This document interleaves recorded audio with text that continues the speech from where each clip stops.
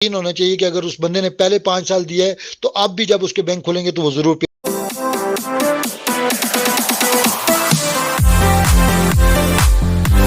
अस्सलाम वालेकुम जी।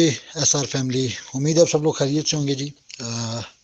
सबसे पहले आज मोरखा 26/10/2022, काफ़ी दिनों बाद आप दोस्तों से मुखातिब हूँ।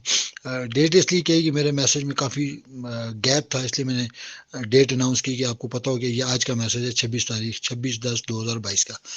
चंद अहम गुजारिशात करना चाहूँगा तमाम अपनी फैमिली से, क्योंकि जब हम फैमिली कहते हैं तो फैमिली में हर बंदे का एक रोल होता है और उसको अपना रोल ज़रूर प्ले करना चाहिए। थोड़ी सी मैं माजी पे जाऊँगा कि माजी क्या था और आज हम कहाँ खड़े हैं।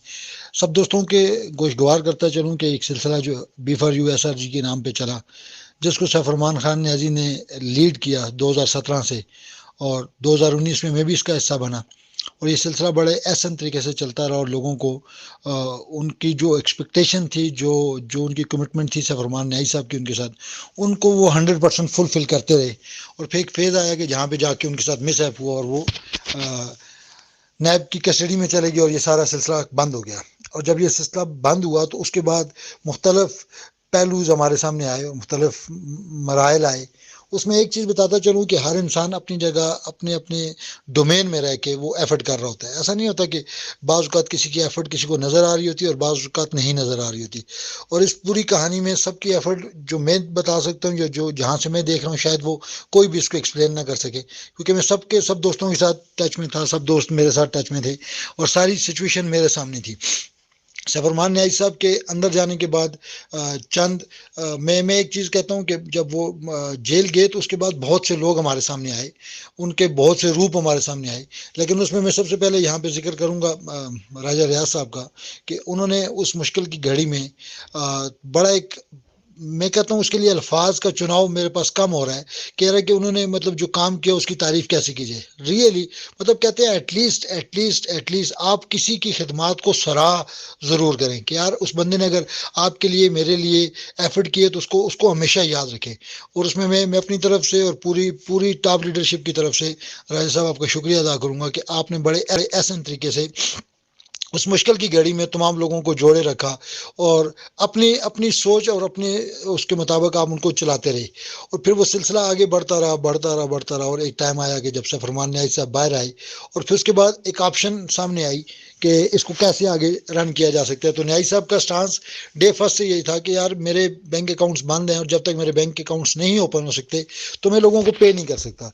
तो ये स्टोरी रिपीट करने का मकसद कि थोड़ा क्लियरिफाई हो जाए कहाँ पे हम गलत हो रहे हैं।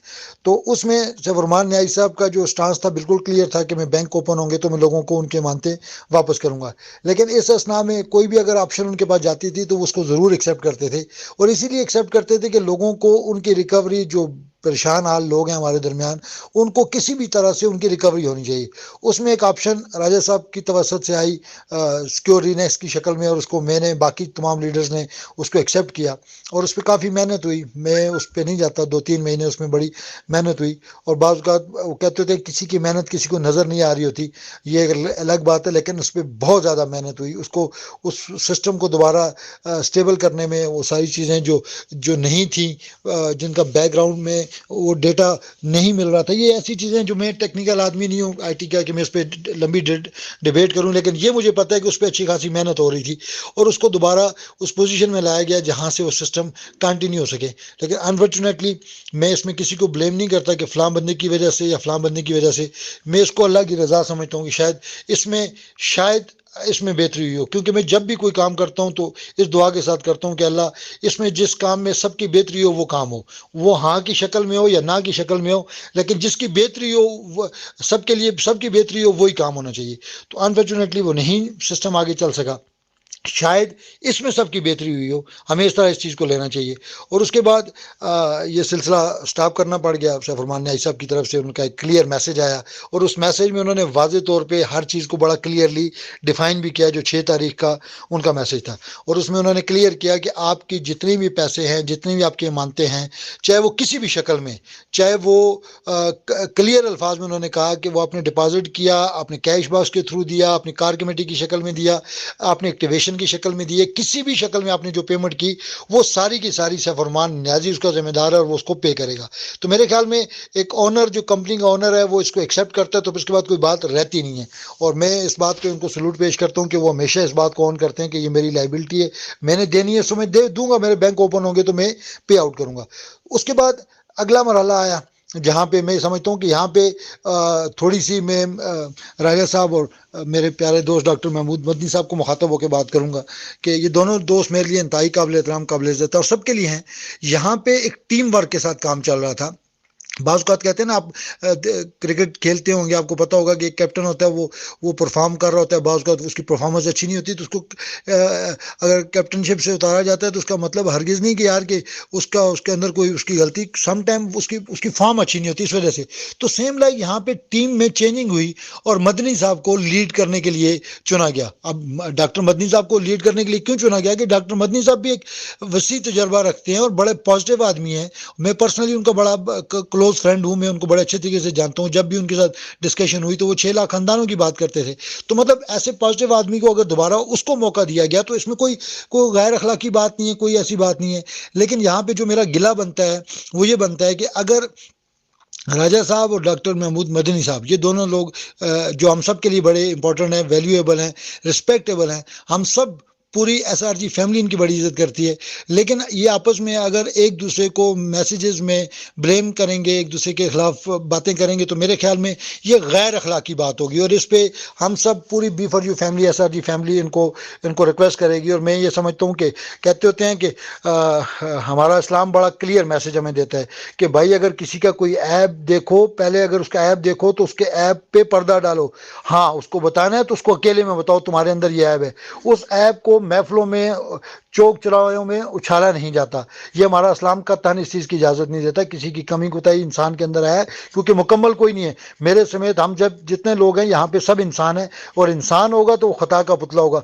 किसी भी इंसान से कोई गलती हो सकती है, तो उसका हरगिज़ मतलब ये नहीं हो सकता कि हम उसको चौक चौराहे पर डिस्कस करें।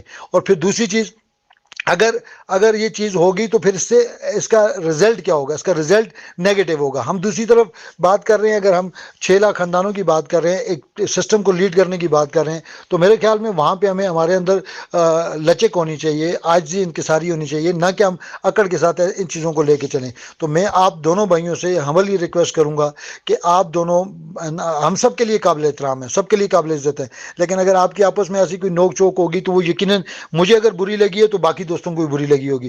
तो मैं आपसे रिक्वेस्ट करूंगा कि आप ऐसी किसी बात को भी इंशाल्लाह दोबारा रिपीट नहीं करेंगे, हम आपसे यही एक्सपेक्ट करते हैं। और बाकी बाकी रही बात जहाँ तक, वी आर अ फैमिली, हम फैमिली हैं और एक दूसरे को सपोर्ट करेंगे। आज अगर डॉक्टर महमूद मदनी साहब लीड कर रहे हैं तो यकीनन मेरे समेत तमाम लीडरशिप उनको सपोर्ट कर रही है। उनके हर अच्छे काम में, हर अच्छी उस एफर्ट में हम उनके साथ हैं और शाना बशाना है। और जहाँ पे उनको जिस लीडर की ज़रूरत पड़ेगी उनके साथ शाना बशाना चलेगा। अब यहाँ पे सवाल ये पैदा होता है कि हर टाइम ग्रुप में आके सुबह शाम एक ही बात करना, इसका कोई मकसद नहीं है। अब जिस फेज़ में हम जा चुके हैं उस फेज़ में क्या है कि डॉक्टर साहब ने लास्ट मैसेज में अपने 24 तारीख को बता दिया कि नेक्स्ट हेयरिंग जो हमारी है, तारीख है वो 2 तारीख को।